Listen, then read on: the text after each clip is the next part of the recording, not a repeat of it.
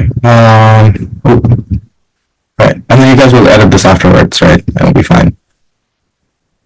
Okay, cool. Alright. Hi everyone, welcome to Introduction to Judging. This is a presentation by me and Meg and inspiration from a lot of other people and a lot of other slide decks. So in this we'll be covering the basics of judging, which is how you should be reading a draw release, what a lot of acronyms mean. Then we should be going into how to adjudicate, which is just the basics of how you should be thinking while you should be judging, and then going into principles of judging, which is how you should be evaluating clashes, evaluating arguments, and then quickly into panel discussion, speaker roles, and the OA, how to do your best when you're on the panel, how to do your best when you're the chair of a panel, and how to see if people fulfill their speaker roles, and like giving them speaker scores and all of that. Lastly, we'll be having a little bit of a discussion on tracking debates, just quick notes and everything, and then I have some links in there that you can follow to figure out your own style of tracking debates. Right, jumping into this. So the basics of judging. On the tab, if you are the chair judge, this you will see after the draw releases on the big screen and also on the Discord at NAUDC, as far as I know, we will do that. You will be listed with a C on the tab. So if you're the chair of a round, you're in charge of leading the round, ensuring that decorum is maintained during the round, during the discussion, and you will also be leading the panel discussion. And at the end of your discussion, you'll be delivering the OA, which is the oral adjudication. Some circuits like to call it the RFD, which is the reason for decision. And in that, you'll be talking about what the rankings were and how why you guys on the panel came to the rankings that you did. The second one is panelist. You will not have something attached to your name, like no C after your name on the draw release. Panelists participate in the discussion and you do receive a vote. So at the end, you guys and the chair will vote on where a team places in the round, and based on the majority, that team will be placed in that position. So if two people vote for OG in the second and one person votes for like OG in the third, then OG places in the second, if a vote is called.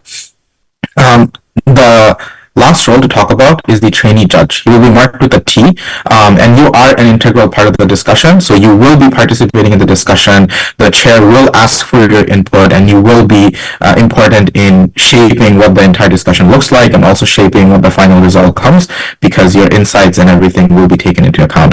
However, you will not be a voting member on the panel, so if it comes down to a vote, you can definitely participate in the discussion that leads up to the vote, and also after the vote, also during, but you will not be able to have a final vote in deciding that specific split.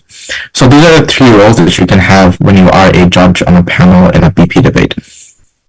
Next is important terms and phrases that you should be knowing when you're judging BP debate.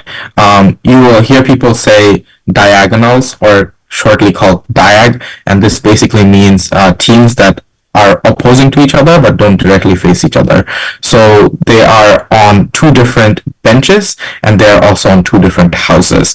So the short diag is the opening opposition team from the opposition and the closing government team. And the long diag is the opening government and the closing opposition. So it's like if you draw a cross on this square thing that you see on the right, those are the diagonal teams, the ones that intersect on the diagonal lines that you'll be drawing. Yeah, geometry. The second is benches. Benches are teams up and down the same side of a debate. So government teams is the government bench, opposition teams the opposition bench, and then we call the houses of a debate, lower house and upper house, halves. For short in BP debate. So top half is OGOO and the bottom half is CG and the CO. Something that's very important in a debate, and I'm sure you'll hear about this a lot, is the comparative. This is the other world that would exist if you did or didn't do something.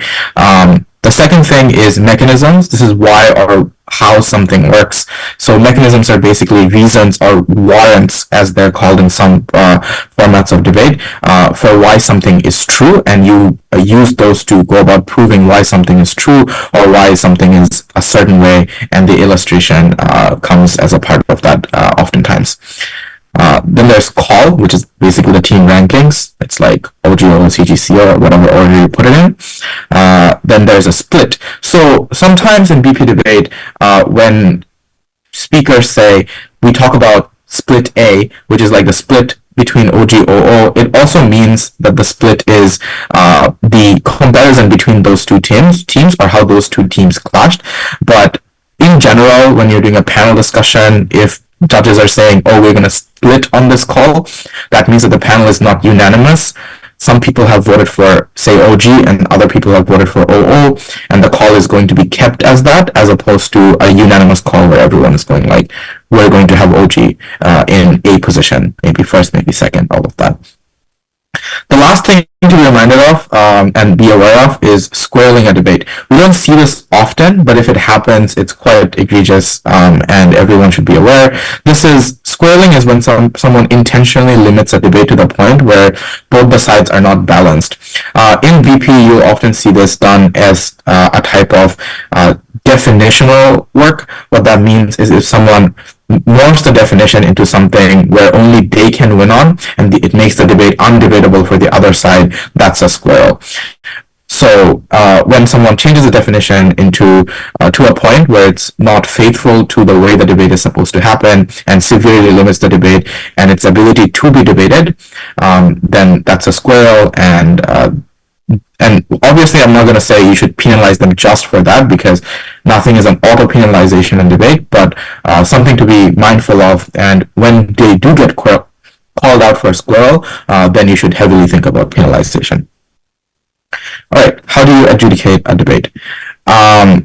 So in terms of how to adjudicate, and I think this goes for debate and like normal conversation in general, is you think about whether the arguments presented to you was persuasive, and you think about whether they were engaging to the other side, engaging to the motion, all of that. So in terms of persuasiveness, you think about which arguments were more closely linked to the motion. Does the argument that are made make sense when put in relation to the motion? If the motion is this house would ban zoos, and someone talks about the impact of AI on stock markets, I think it might be a great argument, but probably won't help them win with the motion. So you do these sanity checks in your head and think about if the argument is linked to the motion or not. Obviously, there's a spectrum to this, right? You don't intervene in a debate as a judge. However, you are allowed to do certain sanity checks as an average voter would do. So if you're an average person and you hear someone talk about AI and stock markets in a zoo motion, and they have absolutely no links to zoo in that argument, then you probably know they're not persuasive because they're not linked to the motion. The second half of this is where arguments proved more or less, or where they damaged less by refutation or more by refutation, right? So if the argument is taken down, it's probably less persuasive, and if the argument is more proved, they have a lot of mechanisms that are linked to the motion, that are linked to the motion, but also the illustration of the round that has been going on, the frame of the debate, then it's probably more persuasive. The last thing is which arguments have a higher degree of impact, which is they give you an argument like, we're going to save the animals, but then depending on how they've proved that, and if the end impact is saving the animals is not just like putting them in the jungle and letting them go, but also giving them a space to grow properly, that's probably a higher degree of impact than a team just proving we're going to give them freedom, which is a vaguer impact than proving like they're going to have freedom and then they're going to have happiness. So when you think about persuasiveness, it's basically doing the small sanity checks in your head where you're like, have all the parts of the argument been proven in this, which is, does the team have a claim that makes sense when thought about the motion? Does the team have mechanisms that have proved the argument or the claim that they've made? And then do important impacts draw from the argument and have the team drawn them explicitly? And those are the three kind of parts of an argument that make it a strong, persuasive argument. And you should be always thinking if a team has fulfilled those kind of burdens that are placed on them when making an argument. The second thing, and it's an important part of debate, which is engagement, which is has a team been responsive to the other side? Have they had good responses, bad responses? Are they charitable when responding? So when teams, when you hear the team has not been charitable to the other team, it means that the team has not been giving enough value to what the other side has been saying, right? So oftentimes we call this straw manning, which is you listen to another other side's argument, and you dilute it down to not as actually was made to be. So not great practice, but it's done, and it's okay to do it, obviously. However, you should, as a judge, be every team is saying, and for you as a judge, you should be tracking what both sides are saying, and if a team is being reasonable and charitable enough when arguing, when engaging with their side, because the more perfectly responsive they are to the other side, the stronger that reputation is in taking down the other side's argument. So being charitable to the other side isn't always like a necessity, but it is always good to be so. Cool. So the next thing is weighing. Weighing is when you tell the judges and the other team and like everyone in the debate how important your arguments are. So it's also a good part of engagement because it tells the panel where your argument should be placed and how heavily those arguments should be considered with respect to another argument. That's why explicit weighing is always good, because if that is not present, you have to make your own implicit weighing, and that might not always go like in favor of a team that wants it to be weighed in a certain way. Next is, do the team take POIs? POIs are very, very important.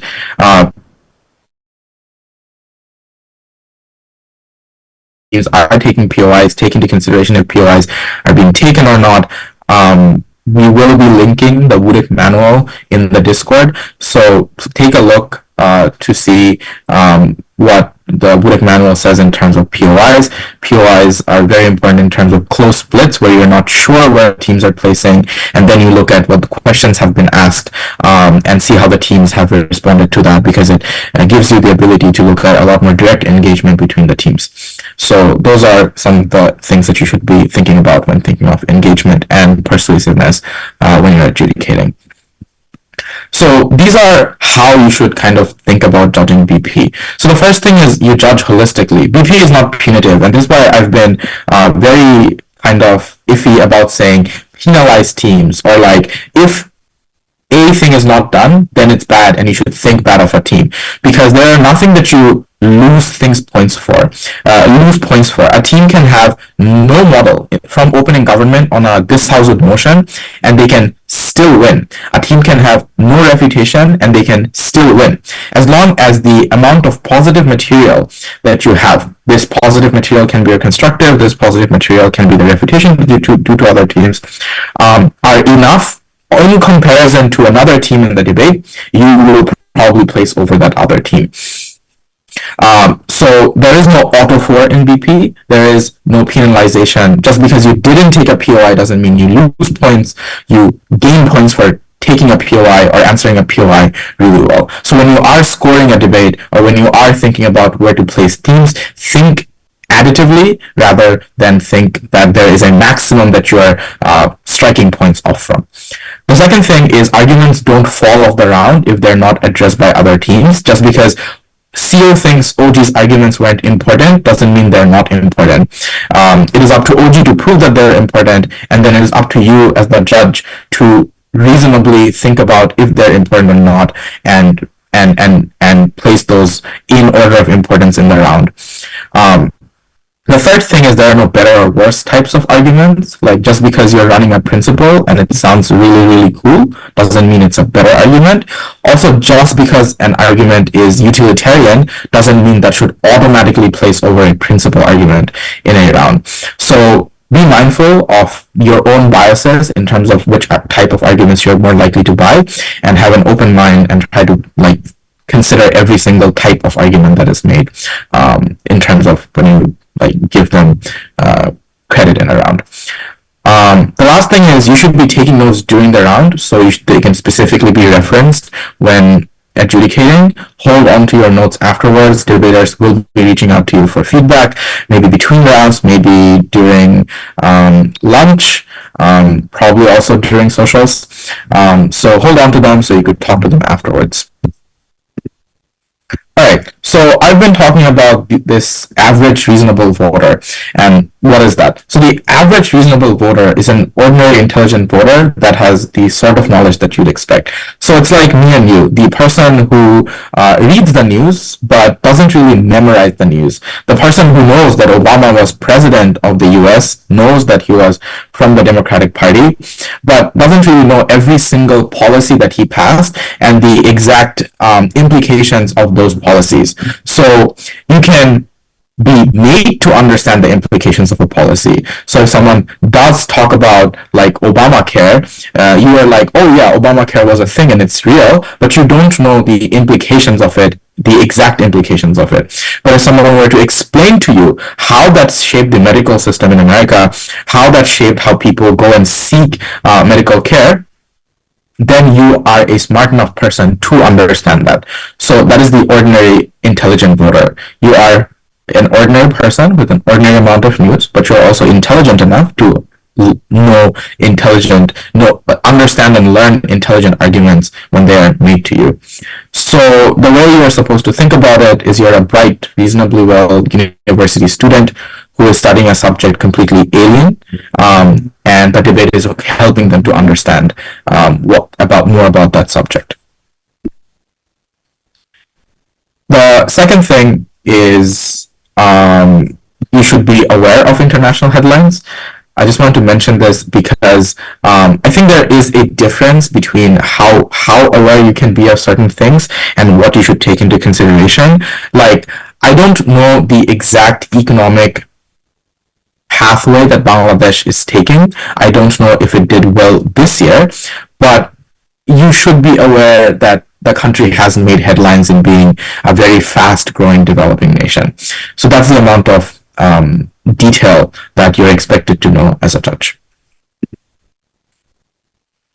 So you have all this knowledge, you are an intelligent person, what you also come with biases.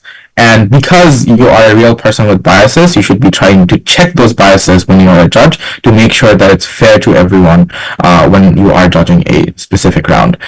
So what do? One, you don't utilize personal knowledge. So just because you are in a CS major and you have a lot of information about how AI works doesn't mean you should be using that knowledge to judge a debate about AI unless someone specifically explains how that all fits into the round. So what is said in the round is the most important, and if something is not proved, like if it's not proven in the round that maybe open source AI is the best way to do AI, even though you've read like 900 articles about why open source is the best, you cannot take that into consideration. You have to take into consideration what was said in the round. The second thing is you give little credit to appeals merely to emotional authority.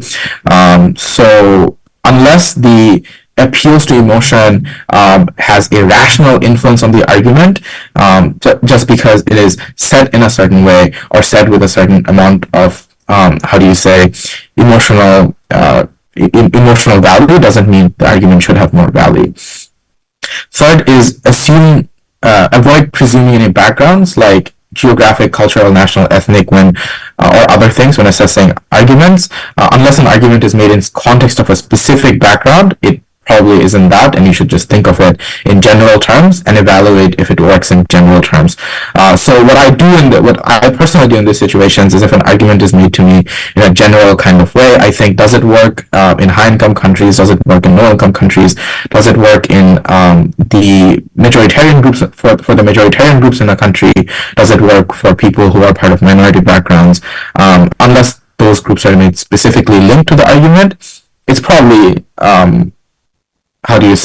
referring to everyone, and you should think about that.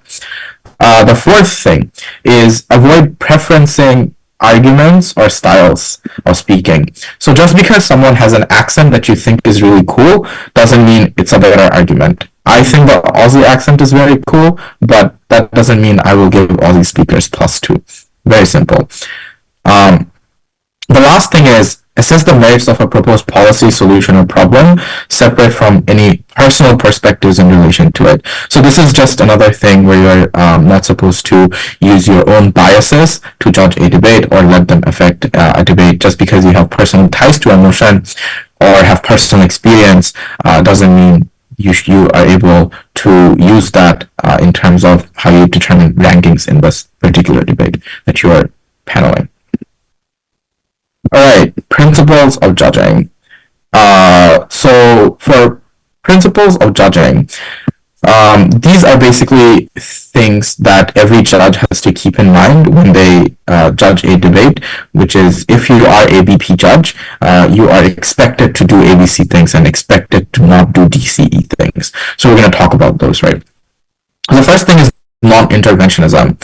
And this is why, again, you might hear me be a little vague when I talk about certain things, and it's because a lot of things are in relation to each other when judging, which is one, you're supposed to do sanity checks, right? That's what I talked about before. You're supposed to know certain things about the world, and you're supposed to be like, has an argument been made properly? But also, you're not allowed to intervene in a debate, and it's a core principle of judging. So you're not supposed to do a lot of weighing for a team for an argument. If team CO has a lot of explicit weighing for why their argument is important, but you yourself believe that the OG argument is the most important thing, you probably should still credit the CO because they had explicit weighing and talked about why their argument should be better if they said in relation to the OG argument, and the OG didn't have it. I do understand it's cross-bench, so the OG probably can't know what the CO is going to say, so they can't explicitly compare to CO, but then what do, Tanvir? You listen to if OG weighed their argument in a vacuum, right? They can still talk about how important their argument is, say how important they are in relation to a specific stakeholder, and that should be valued in terms of when CO is talking about their case in relation to opening government. The next thing is specificity. This also goes back to the geographical, cultural stuff that I just talked about, right? So general claims about topic areas like this saves lives aren't always persuasive. The more mechanisms that they have to specifically explain this change, the higher it can be weighed. It's answering why this motion specifically gives a result that you want, again, in the motion, right? So this is more like just because an argument is said to have far-reaching effects doesn't mean it always does. But I think this is a double-edged sword, which is to say, just because a team is being more specific doesn't mean they'll always win. Like if OG is able to prove that they do save 5 million lives, they probably are still extremely important. But if CG proves that they save 20 lives that really, really need to be saved, that's also very important. So we should consider the breadth of an impact of an argument, but we should also think about the depth of an impact of an argument. How you weigh that in a debate, saving more lives versus saving lives that need to be saved, like maybe right now or for some reason they are valued higher in the debate. That is up to the debate and up to the panel in that debate to figure out which one is more important, but one type of claim is not more important than the other. The last thing is judging is comparative. You should always think about what happens on side A versus what happens on side B, as opposed to just thinking about side A, then just thinking about side B. All right, what should you credit overall? Crediting is, so crediting overall is you credit the arguments, obviously, but you have to credit other things too. So you credit like structure, style, and by style I mean clarity. Is this argument understandable? Was this argument made in a way that like the average voter would be able to grasp, and all of that. However, doing just these things doesn't mean that they win, right? So just because you have great style, just because you have great structure, doesn't mean you will. Just because you have great time management obviously doesn't mean you win. A speech that was given for like 3 minutes can win over a full speech of 7 minutes. So these are not things that are standalone winning. Two of these things, structure and style, can help you get more speaker points, and can help you get more clarity. But as I said in the beginning, what matters most is the argument and the logic behind the argument and how well that is proved, that should be credited overall. To note, you shouldn't be using a number of arguments to give a team a win. Just because a team has like 4 arguments and the other team has 3 doesn't mean the 4 wins. All right. The next thing is you are an informed global citizen. Don't just give the L to an argument based on your own information. I already talked about this when I talked about the global citizen. Arguments are not won or lost. They are mitigated or deprioritized based on how the debate is going, and whether it's on clash, whether there's been a lot of rebuttals to it, and all of that. So if flaws in the debate are not pointed out, you judge the debate comparatively. What convinces you more than the others? How proven is it, and how logicked out it is, which is to say, this is implicit judging. If no one has any weighing, you still try to figure out how there has been implicit weighing in the round based on what has been said in the round, not based on your preconceptions. So this can be based on if a team has more mechanisms, if a team has impacts that are intuitively to an average voter more far-reaching, and you try to sanity check the arguments, the comparatives in the debate, the splits in the debate, and that's how you go forward. All right, for responses. For engagement, rebuttal will either be ineffective, shed doubt on probability, mitigate, compare the arguments to each other. So the rebuttal either is something that is not going to be engaging to the other side, or it can be something that makes you be a little iffy about what the other side has said, or it can compare the arguments to each other and say mine is better, which is a lot more fuller way to do it. And for all of those things, I think all rebuttals should be valued. Even if it's ineffective, think about if that did add something to the team that did make it. So even if it didn't take down the other side, did it still maybe add something to the argument or the clash that it spoke about? POIs are also important. Teams should take at least 1 POI per speaker. Suggested it's 3 to a team, but one POI should be taken per speaker, ideally. So there's no new magical metrics in debate. The metrics are based on what the team says is important, often done in terms of weighing in a debate, where the team says this is most important because of XYZ reason, and then the other team will say no, it's not. And based on that discussion, you should have metrics in debate. You shouldn't, again, have preconceptions going into the debate about what should be the most important. All right, what can we not credit? So assertions. Just because someone says that open sourcing AI makes AI better doesn't mean you should believe it. That's an assertion, right? Anything that is not proven in a debate is an assertion, and you cannot credit it heavily. The team has to prove their assertion, and the more proof that is attached to an assertion, the stronger that argument gets. All arguments start off at an assertion and get built up to a full-fledged argument with a lot of credit. The closer it is to an assertion, the more unlikely you should be to believing it. The second thing is lacking credit on diagonals. So people should be taking POIs. You should be mindful of if people are taking POIs.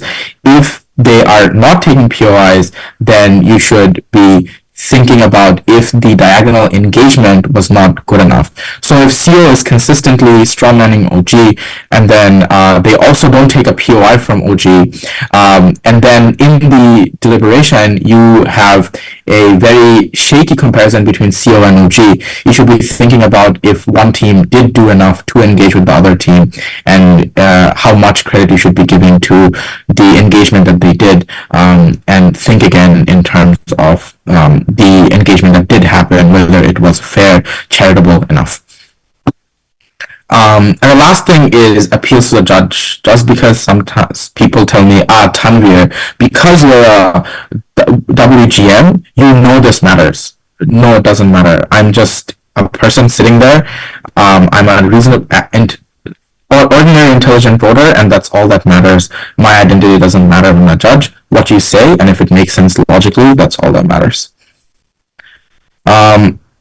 Next is contradictions. So contradictions are simple, but also, simple. So if there is contradiction, if someone says in a speech says open sourcing AI is going to make it better, and then 4 minutes down the line, someone says open sourcing AI is going to make it worse in the same speech, or even between two speeches on the same team, it's a contradiction, right? What you do is sometimes people misspeak. And if they misspeak, it's fine. You know, you are a reasonable person. You probably know when people are misspeaking or whatever.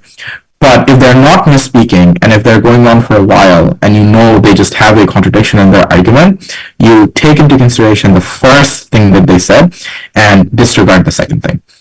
But however, if the second thing is very nuanced and there's a lot of reasons as to why the first thing isn't going to work, you as a reasonable person are okay with thinking, you know, mechanisms B, C make mechanisms A little bit weaker, and you are able to do that. The next thing is outweighing on closing. This is usually legitimate. So they're like, normally the closing team is going to talk about how they're more important than their opening. But what the closing teams can do is say, my opening team is lying, or they are wrong. So if OG is talking about open sourcing AI is the way, CG can be like, there is a better way. And the better way is to, I don't know, make Tanvir develop all AI. But CG team cannot say that OG is wrong and open sourcing is the best, open sourcing is the worst way to make AI better. So you can't falsify them, but you can minimize their scope, say they're less important, say they're less likely to happen, or say they probably don't have as much wide-ranging impacts as they think they do. All right, comparing all teams, bench comparisons and diagonal comparisons. So for bench comparisons, you first identify the main contributions of each team, what was specifically new in the closing teams, and how important that contribution was. For diagonal teams, you think about, did they offer POS to each other? Did they take it? Were there explicit and implicit comparisons done by other teams?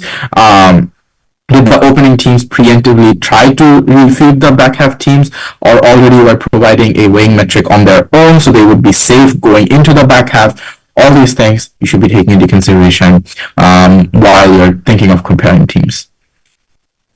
Comparing teams on the bench. So this is like comparing them down the golf bench, comparing them down the up bench.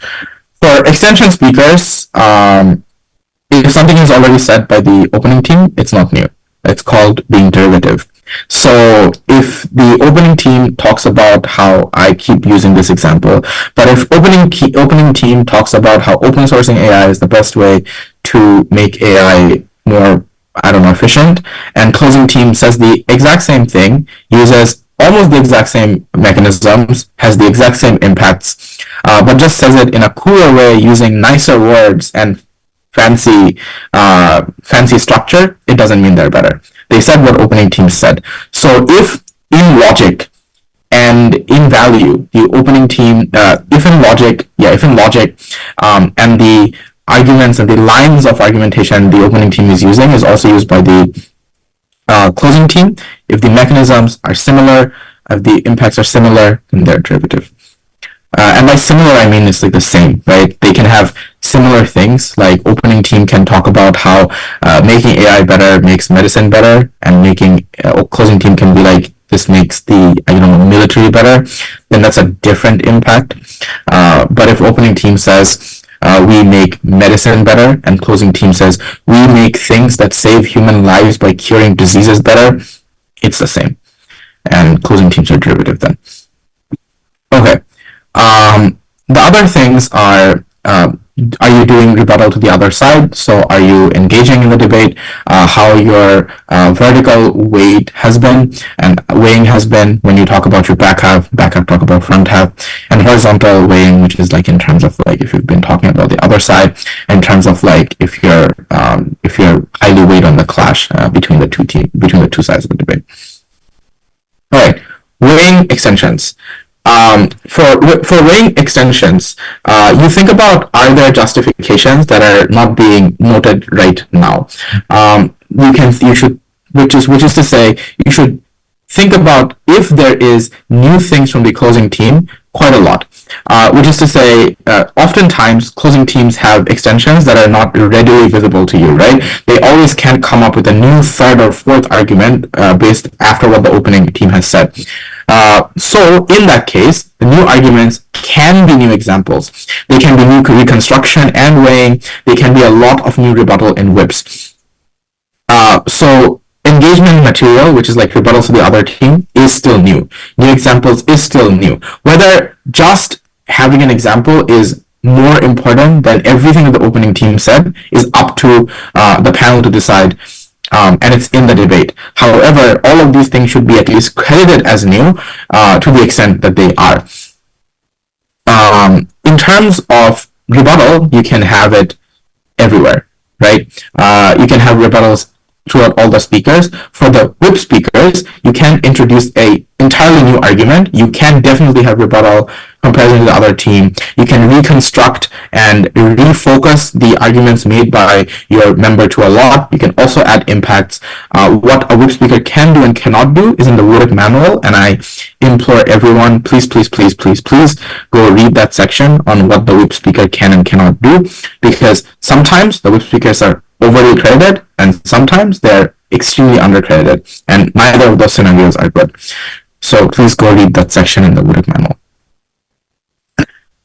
Okay, common mistakes. Debates is not a numbers game, so don't judge based on the number of arguments, as I already said. Second, don't judge based on your personal opinions. Third, fact claims is if the teams are just using examples to prove an argument, it is less important and should be less persuasive to you than if they explain the underlying reasons for why our argument is true. Because I can give you statistics about like Bangladesh being a fast-growing economy, but if another person gives you reasons for why it's a fast-growing economy, that should be more persuasive to you because you don't know if I'm lying or not. Yeah, and you can't really figure out if a fact is true unless you use the internet, which you shouldn't be doing in a debate. The fourth thing is don't assign speaker scores on categories of style, arguments taking POI. Debates are just judged holistically, and more importantly, we do not care about how someone sounds, but rather the content that was delivered in their speeches. All right. Moving on to the other part of this, which is how to be a panelist, how to be a chair, how to assign speaker scores, and all of that. Okay, so panel discussions, this is just a example of what a panel discussion can look like. Different chairs do this differently. Different panels end up doing this differently. So don't force this to happen, but it can be a way that you do it. If it's your first time, or like this can be what you expect as a panelist. First time as a chair, or this can be what you expect as a panelist. Okay, so minute 0 and 2, you silently allow every member of the panel to review their notes and come up with a tentative call. So after this 2 minutes, the chair should be asking, can I have everyone's initial rankings? And that initial ranking is going to be discussed upon after everyone's is collated. The chair thinks about which splits need to be talked about, and how to lead the discussion from there. So yeah, that's minutes after minutes 0 and 2, you do that minutes 3 and 4.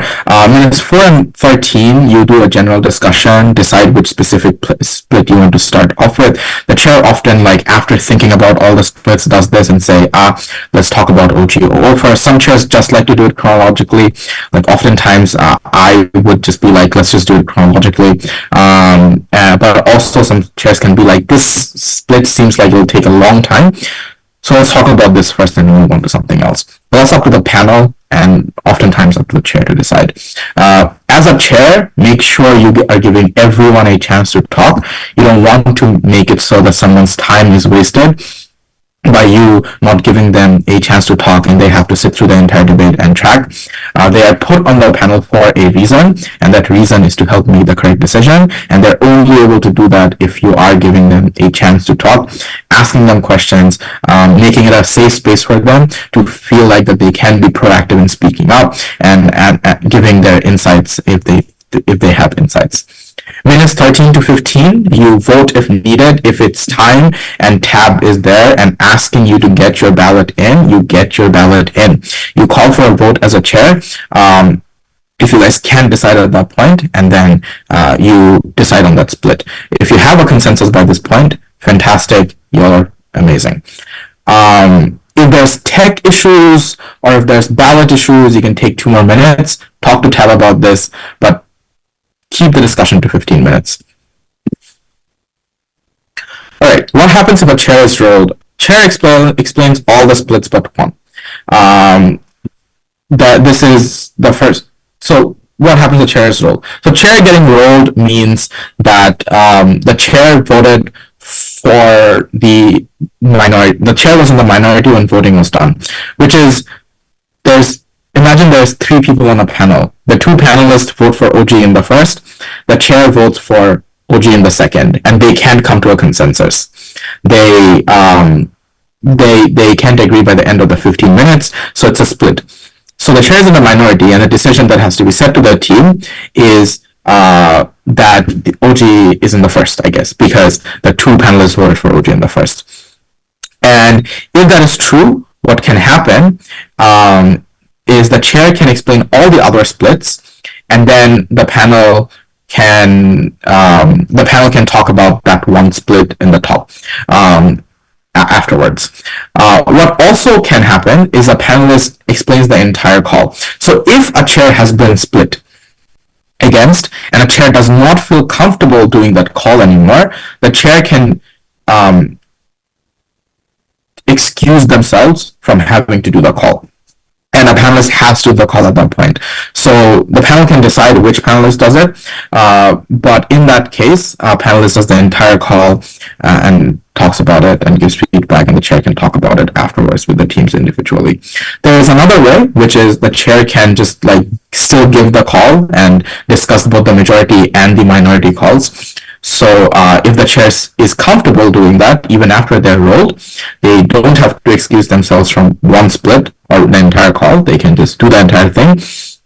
But the chair has to be justified and in terms just and fair to how the panelists came to their decision and explain that properly in their OA. All right, deciding speaker scores.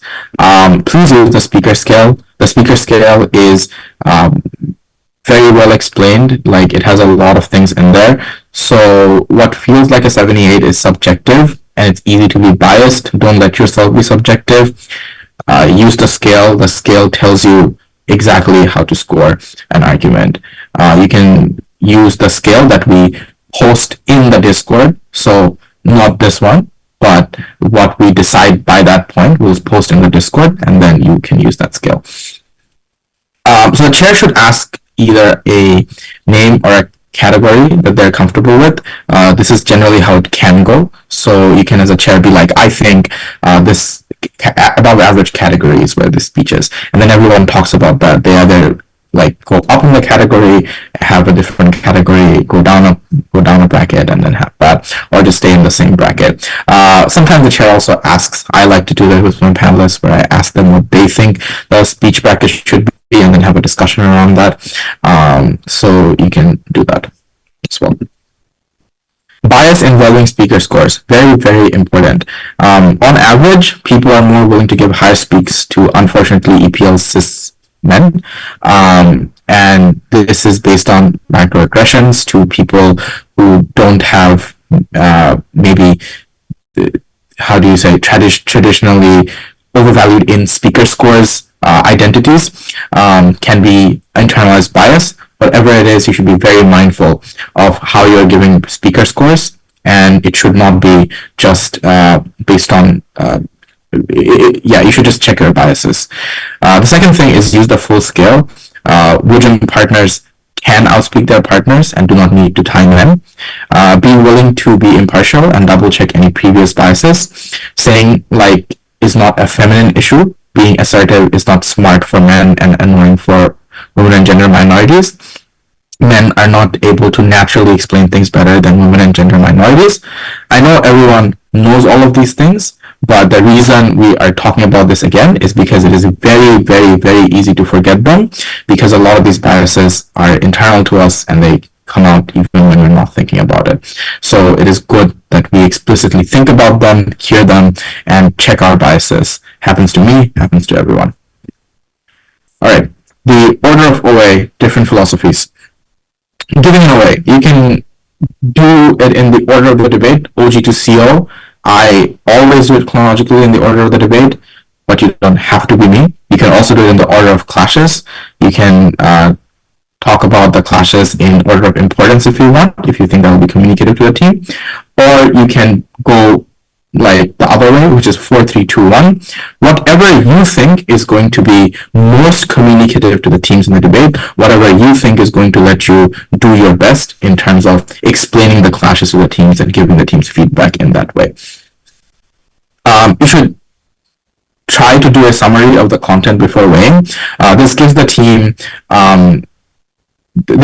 team reason to believe that you did listen to them. You don't always have to summarize every single thing that was mentioned in a debate. That's why always there 15 minutes and not 48 minutes as long as the debate, because so paraphrase, talk about important things, and then tell the teams that they can ask you about specific things after the debate is done. Include the important bits, include rebuttals, include small summaries of the argument that you're talking about and the clashes that are in the argument. How do you do an RFD?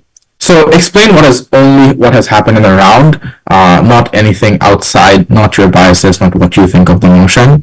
Summarize the key contributions, what you evaluated from each team, and then weigh them against each other. Debaters are not the only ones who have to be comparative, guys. You have to be as well as the judge of the debate. So if you didn't credit certain things, you explain why certain things were not credited. This is important because the speakers feel like they've been listened to, and they should have been listened to, because everything they say should be taken into consideration, even if not credited. As I said before, in bold, be comparative. Make sure you're listening to the splits between all the teams. So OO isn't just debating OG, they're also debating CG. They're also debating CO on the back half, so think about all the weighings between all the teams. Tracking debates. Alright, this is simple. You develop your own style of tracking. I'm not going to tell you what the best way of how you write notes is, but what I can tell you is that this can be electronic notes, this can be paper notes. Some people use both, and they're comfortable with that. So try to figure out your own style. I have a link in this presentation, which is a link from a intro to judging video that was done by the Hart House Debate Club. You can watch from 40 seconds to 4 minutes and 40 seconds, for an example, on tracking a debate.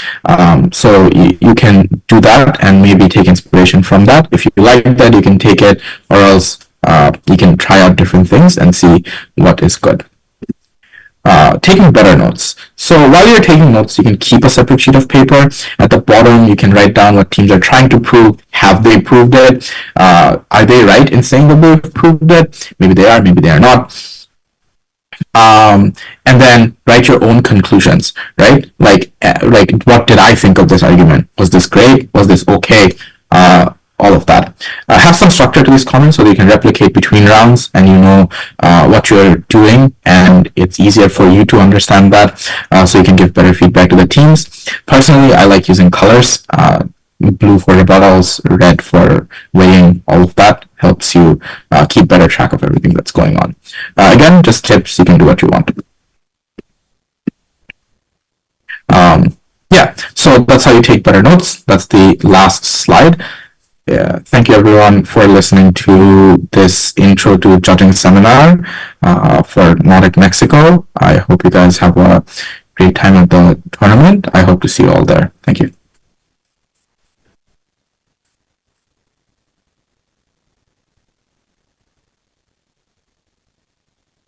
Hey, are you here, Wally? Oh yeah, I'm done.